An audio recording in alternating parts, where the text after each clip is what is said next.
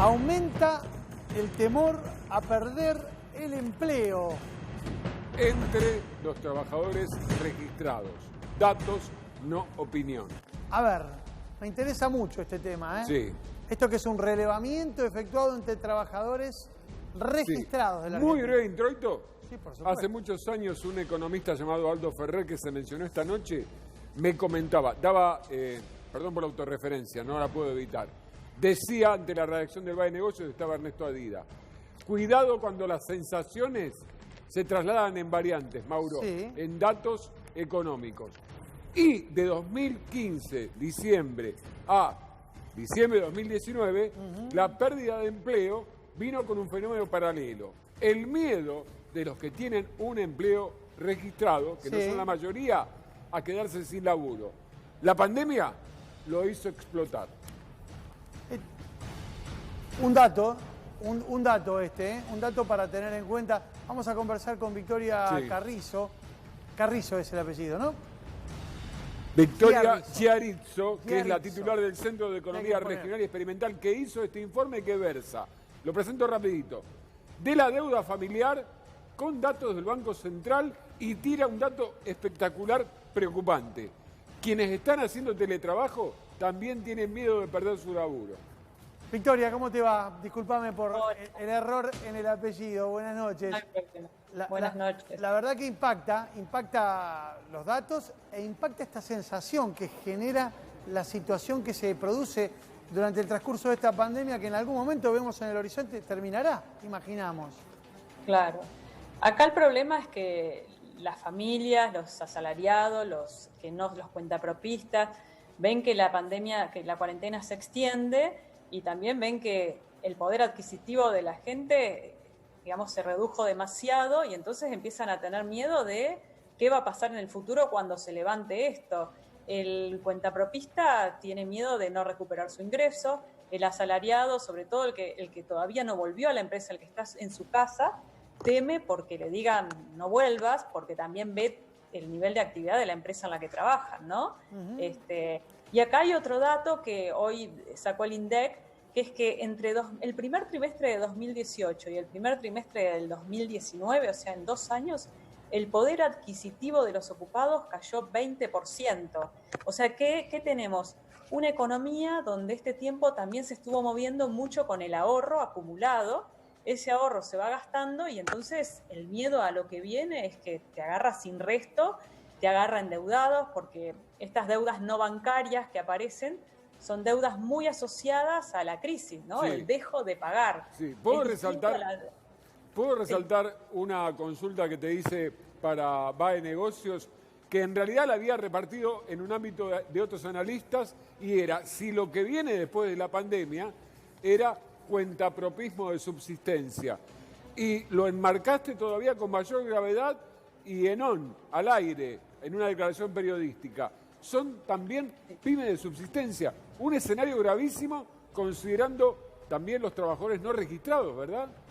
Mira, hay un dato que es muy interesante que el INDEC lo difunde poco, que hoy antes de la cuarentena tenías 1/4 de los trabajadores, de los asalariados pobres, perdón, 1/4 de los ocupados pobres, Sí. todo, asalariados, cuentapropista, y por otro lado tenías aproximadamente un 18% de empleadores pobres. Esos datos que ya te están marcando de los problemas de ingresos que venías teniendo, con la cuarentena se van a incrementar muchísimo.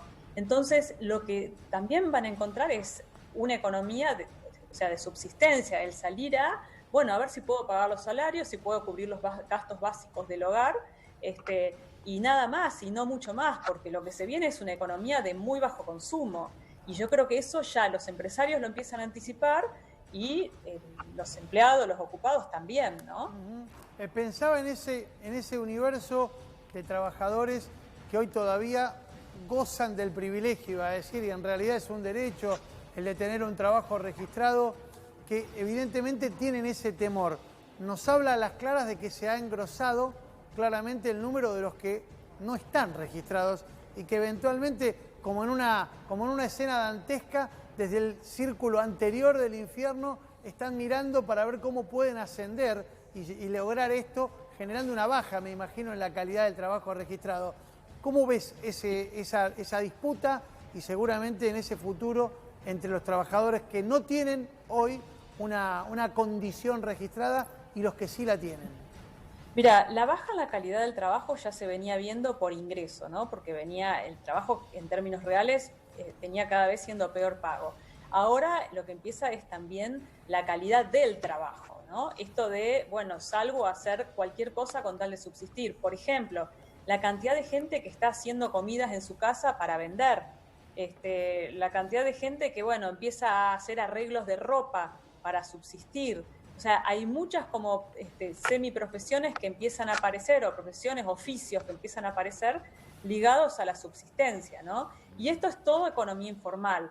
Argentina acá tiene un punto a favor, que es que ya desde la crisis del 2002 y un poco antes, con tasas de desempleo, recordemos, del 25% en aquellas épocas, armó toda una red de economía social que de alguna manera está acostumbrada a la subsistencia. Lo novedoso ahora es la clase media que entra a esta economía de subsistencia, que no está tan acostumbrada, o sea, que viene más acostumbrado al salario, sí, o al emprendimiento por ocasión, al emprendimiento por decisión, no al emprendimiento porque no queda otra opción. Victoria, entonces, sí, te hago una pregunta que viene con final implícito, ¿no? Y la hago cortita.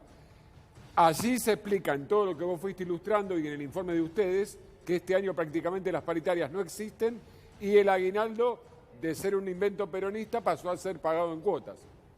El aguinaldo en cuota, los empleados menos demandantes, porque frente al miedo de perder el trabajo, aceptan.